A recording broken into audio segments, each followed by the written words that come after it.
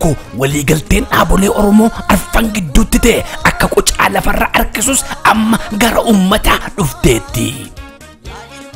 Koreen jaarmiyaa walabummaaf bilisummaa Oromoo haalarra ga'an walii galtee isaanii uummata Oromoo sabboontota ilmaan Oromootiin mari'achuun waan barbaadaniif walgahii guddaan magaalaa Minisootaa keessatti qophaa'e. Kottaa waliin dubbanna waliin mari'anna qabsoo biyya keessa finiinaa jirtu gurra uummata addunyaa buute shaffisiisuun dirqamni keenya dirqama keessan amma jiru. Walii galtee dhaabolee Oromoo arfanirraa dhaaboleen Oromoo arfan walii galan adda bilisummaa Oromoo, adda bilisummaa Oromoo tokkoome, adda dimokiraatota Oromoo, kallacha walabummaa Oromiyaa. Marree kottaa waliin mari'anna. Walgahiin kun qabsaa'ota ilmaan Oromootiif sabboontota ilmaan Oromoo hundi keessan irratti hirmaadhaa isiniin jiru. Guyyaan isaas fulbaana 17 bara 2016.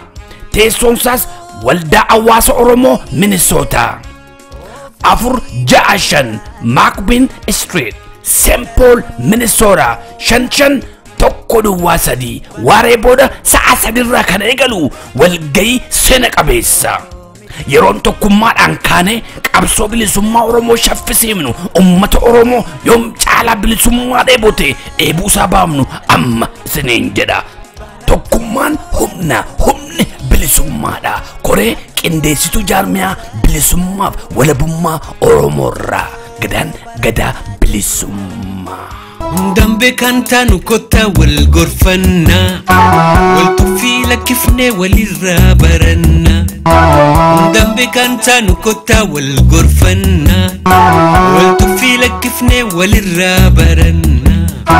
Gargar faffacaane diinaatuun santaanu irree tokkummaatiin gamtaan haa jaaramnu. Yaa ilmaan Oromoo hundi walii galaa irree tokkummaatiin haa yaanu wal jalaa.